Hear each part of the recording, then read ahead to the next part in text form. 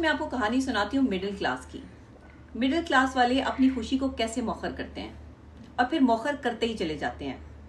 एक middle class आदमी जो है वो सुबह उसकी जिंदगी का आगाज होता है और रात गए तक काम करने के बावजूद भी सिर्फ इतने ही पैसे कमा पाता है कि जिससे सिर्फ और सिर्फ अपने बच्चों की चंद हजार फीस दे सके, चंद हजार अपने घर का किराया दे सके और बहुत सारे हजारों का जो है वो बिल जमा करवा सके। अब वो जो इतना बिल आ जाता है एक मिडिल क्लास बंदे को, वो क्या होता है कि इतने पैसे उसके पास तो नहीं होते, तो वो फिर उधार उठाता है। उस उधार में जो है वो दबता चला जाता है और उस उधार को जो है वो अदा करने के हवाले से जो है वो उसकी जिंदगी तल्ख होती चली जाती है। एक मिडिल क्लास आदमी की जिंदगी एक कैलकुलेटर की तरह होती है और ये कैलकुलेटर जो है वो डेली जो है वो कैलकुलेट करता है कि आज जो है वो इतने हजार का बिल जाएगा, इतने हजार का किराया जाएगा, इतने हजार का पेट्रोल लगेगा, इतने हजार बच्चों की फीस जाएगी। सारा दिन एक मिडिल क्लास आदमी मुशक्कत करते करते जो है वो अपने जहन में पूरे महीने का बजट बनाता रहता है। फिर अगर एक मिडिल क्लास औरत को देख लें जो कि एक बीवी है, तो वो सारा दिन घर में बच्चों की खातिर जो है मुशक्कत करती है, चूल्हे चक्कियां करती है, गर्मी में जो है वो खाने पकाती है, रोटियां बनाती है। पहले उसे नाश्ते की फिक्र होती है, फिर दोपहर का खाना और फिर रात के खाने की तरफ जब बढ़ती है तो बच्चों की मुख्तलिफ फरमाइशें जो है वो एक मिडिल क्लास औरत की जिंदगी को पहले ही वो मुश्किल होती है और मजीद मुश्किल बना देती है। क्योंकि औरत कुछ भी करे लेकिन बच्चों का तड़पना नहीं देख सकती, इसीलिए वो बच्चों को उनके खाने की चीजें पूरी करने के लिए जो है वो अपने शौहर के साथ एफर्ट शुरू करती है। वो अपने बच्चे को एक अच्छा मुस्तकबिल, एक अच्छा खाना देने के लिए उसको एक अच्छी सेहत देने की कोशिश करती है। लेकिन क्योंकि मिडिल क्लास एक मखसूस तबका है और ये मखसूस तबका एक मखसूस इनकम के साथ जुड़ा हुआ है, इसीलिए शायद ये उस तरह से एक बेहतरीन खाना भी अपने बच्चों को प्रोवाइड करने में नाकाम हो जाते हैं जो ये अपने बच्चों को खिलाना चाहते हैं। अब क्या होता है कि समझौता होता है, बिल पर भी समझौता, घर के रेंट पे भी समझौता, पेट्रोल पे भी समझौता, खाने पे भी समझौता, बच्चों की ख्वाहिशात पे भी समझौता। और ये समझौते इतने बढ़ते चले जाते हैं कि एक मिडिल क्लास इंसान को अपनी खुशी भूल जाती है। वो अपनी खुशी को कहीं निगलेक्ट कर देता है, कहीं साइड पे रख देता है। वो उस खुशी की तलाश में सुबह निकलता है और रात को जब अपने घर आता है तो वो खुशी की तलाश जो है वो उसकी ख़त्म ही नहीं होती। जब वो अपनी बीवी का उतरा हुआ चेहरा और अपने बच्चों की जो है वो फरमाइशें देखता है तो फिर तकलीफ और परेशानी और अजियत का शिकार हो जाता है। अब खुशी कहाँ गई? एक मिडिल क्लास आदमी जो है वो खुश नहीं है। अगर वो शादीशुदा नहीं है तो उसके और बड़े मसाइल हैं। अगर वो एक स्टूडेंट है तो उसे पढ़ाई की फिक्र है। अगर वो एक स्टूडेंट है और एक मिडिल क्लास फैमिली से उसका ताल्लुक है तो उसे अपनी फीस की फिक्र है। अगर वो एक स्टूडेंट है और उसने घर के अखराजात में भी जो है वो हिस्सा डालना है तो फिर उसको घर में पैसे देने की भी फिक्र है। अब खुशी कहाँ गई? खुशी तो मौखर हो गई, खुशी तो कहीं उड़ गई। इसी तरह एक लड़की की बात कर लें जिसका ताल्लुक मिडिल क्लास फैमिली से है, तो उसकी जब शादी होनी होती है तो उसकी माँ अपने जेवर बेचकर जो है वो अपनी बेटी का जहेज पूरा करती है। कहीं बूढ़ा बाप जो है वो अपनी पेंशन से और कहीं वो गोल्डन शेक हैंड लेकर अगर सरकारी मुलाजिम है तो अपनी बेटी का जहेज बनाता है। और अगर सरकारी मुलाजिम नहीं है, एक आम सा बंदा है या इस दुनिया से रुखसत हो चुका है, तो सारे का सारा बोझ जो है वो भाइयों और माँ पर आ जाता है। और अगर कोई बड़ा भाई भी नहीं है तो खाली अकेली बूढ़ी माँ जो है वो ये जहेज का बोझ जो है वो उठाती है और अपनी बेटी के लिए अच्छा रिश्ता, अच्छा वर तलाश करती है। लेकिन आज के ज़माने में जो है मिडिल क्लास फैमिली को शायद अच्छा रिश्ता मिलना भी नामुमकिन है, क्योंकि लोगों की डिमांडें बहुत ज़्यादा हैं। लोग ऐसी लड़की को अपने घर ले जाना चाहते हैं जो बेतहाशा जहेज लेकर आए, जो जहेज के साथ जो है वो लड़के की तमाम तर जो है आगे उसको बिजनेस भी करा के दे, उसको पैसे भी लगाए और उसको जो है सब कुछ करवाने के बावजूद भी एक औरत को जो है वो इज्जत नहीं मिलती उस घर में जो रिक्वायरमेंट होती है उसकी या जो उसे चाहिए होती है।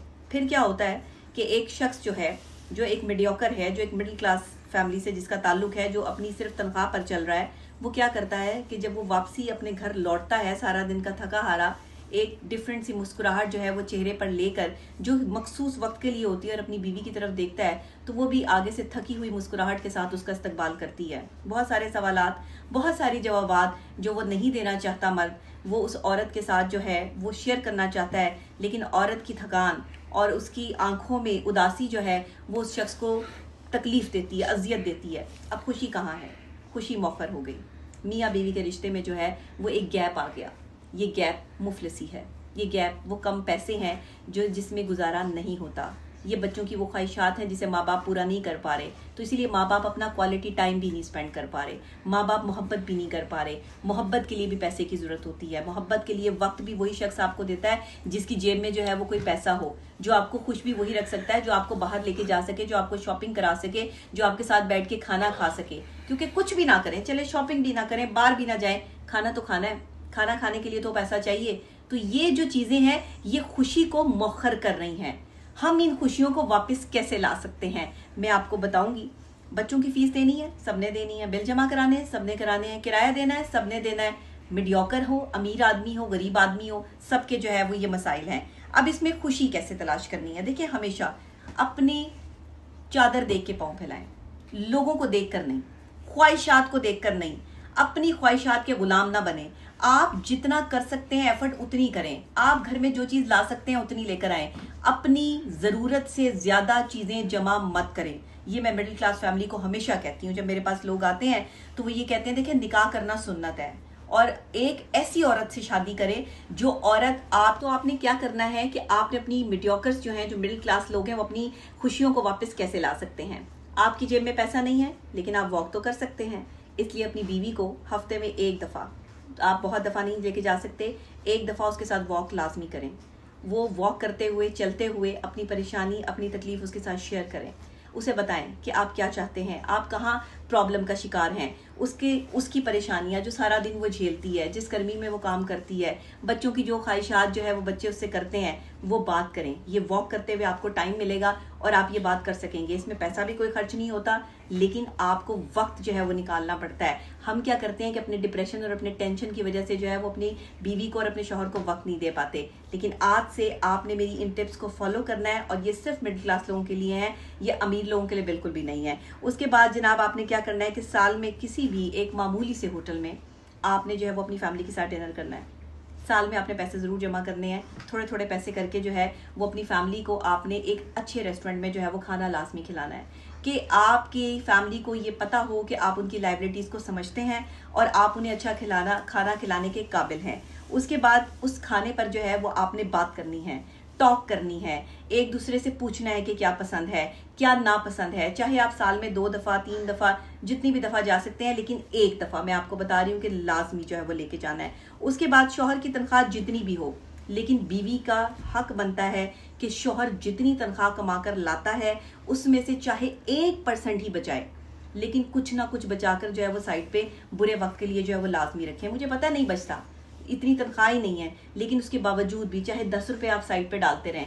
एक अपना जो है वो आप मनी बॉक्स बनाएं और उसके अंदर चाहे 10 रुपए रोज के डालें, लेकिन लाजमी जो है वो पैसे जमा करें। एक ना एक दिन आपको इस चीज़ पर जो है वो खुशी महसूस होगी।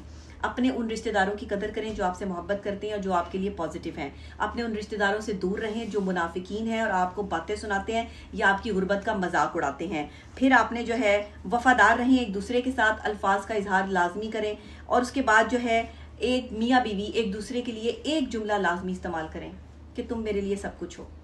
आज से हर मियाँ बीवी, हर प्यार करने वाला वो शख्स जो एक दूसरे को खोना नहीं चाहते, आपने एक जुमले का इस्तेमाल बार बार करना है कि तुम मेरे लिए सब कुछ हो, तुम मेरी मुश्किल वक्त की साथी हो, तुम मेरे मुश्किल वक्त के साथी हो। और याद रखना, जो मियाँ बीवी या जो प्यार करने वाले मुश्किल वक्त में एक दूसरे के साथ खड़े होते हैं ना, जब जेब में पैसा नहीं होता, जब सारी दुनिया दुश्मन बनी होती है, जब आपके आगे कोई रास्ता नहीं होता, यही असल कंपेनियन है, यही असल साथी है। हम क्या करते हैं कि जब हमारे पास पैसा आता है, शोहरत आती है, इज्जत आती है, दौलत आती है, तो हम ऐसे ही लोगों को साइड पे करके, चढ़ते सूरज को तो सभी सलाम करते हैं, लेकिन बात यहां है कि जब आप गुर्बत के वक्त में एक दूसरे के अच्छे कैंपेनियन साबित हों, अच्छे साथी साबित हों, जो लोग बुरे वक्त में आपके साथ हैं उन्हीं को साथ रखें, अच्छे वक्त में भी, और उन्हीं की कदर करें और उनके साथ रहें। मुझे पता है कि लोग ऐसा नहीं करते, लेकिन जो नहीं करते वो फिर दोबारा वापस अपने बुरे वक्त की तरफ लौटते हैं, याद रखिएगा। इसीलिए अच्छे वक्त में उन लोगों का हाथ थाम लें जो बुरे वक्त में आपके साथी थे। और बीवियां खास तौर पे, उनकी वफादारी तब देखी जाती है जब शौहर की जेब खाली हो, और शौहर की वफादारी तब देखी जाती है जब बीवी बीमार हो। तो ये वफादारी नापने का एक बहुत ही आसान सा पैमाना है। अब एक दूसरे को साथ दें, जेब में पैसा है या नहीं है, लेकिन मोहब्बत से मिलें।